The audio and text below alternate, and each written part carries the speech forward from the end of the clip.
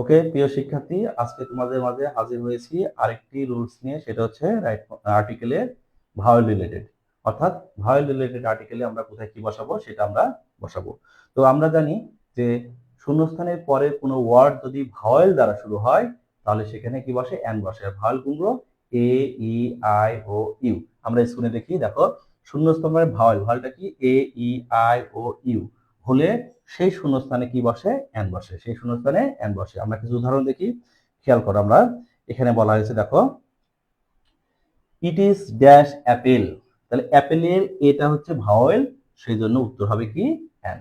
আবার দেখো he has given me dash egg. তাহলে এগের ইটা হচ্ছে কি? এগের ইটা হচ্ছে ভাওয়েল, সেজন্য শূন্যস্থানে হবে এন।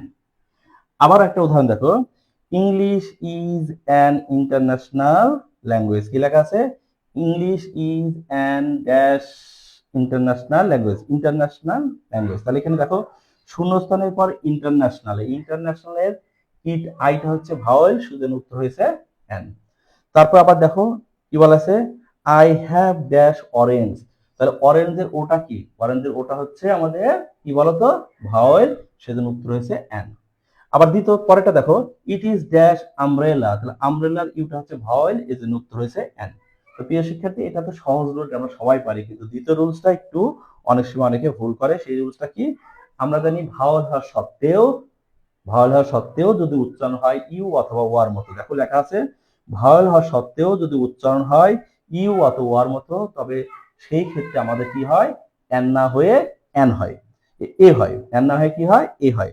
দেখো আমাদের উদাহরণগুলো কি বলা আছে, he is dash university student. তাহলে ইউনিভার্সিটি ইউটা ভাওয়েল, কিন্তু উচ্চারণ কিসের মতো হয়েছে? ইউ এর মতো হয়েছে, সেজন্য উত্তরটা হচ্ছে এ। আবার দেখো হি ইজ ড্যাশ ইউরোপিয়ান। ইটা এখানে ভাওয়েল, কিন্তু উচ্চারণ হচ্ছে ইউরোপিয়ান, ইউ এর মতো, সেজন্য এখানে হয়েছে এ। আবার দেখো প্লিজ গিভ মি ড্যাশ 1 টাকা নোট। তাহলে ওয়ানটা হচ্ছে আমাদের ও ভাওয়েল, সেক্ষেত্রে হওয়া উচিত ছিল এন, কিন্তু তা না হয়ে উত্তরে হয়েছে এ। কেন? উচ্চারণ হচ্ছে ওয়ার মতো। কিসের মতো? ওয়া। তাহলে ভাওয়েলের সত্ত্বেও উচ্চারণ যদি ইউ অথবা ওয়ার মতো হয় তাহলে সেখানে এন না হয়ে এ হয়। তো প্রিয় শিক্ষার্থী, যদি ক্লাস বুঝে থাকো এবং ভালো লাগে তাহলে শেয়ার করে সবাইকে দেখার সুযোগ করে দিবে এবং একটা লাইক এবং কমেন্ট করে আমার পাশে থাকবে। ওকে, আল্লাহ হাফেজ।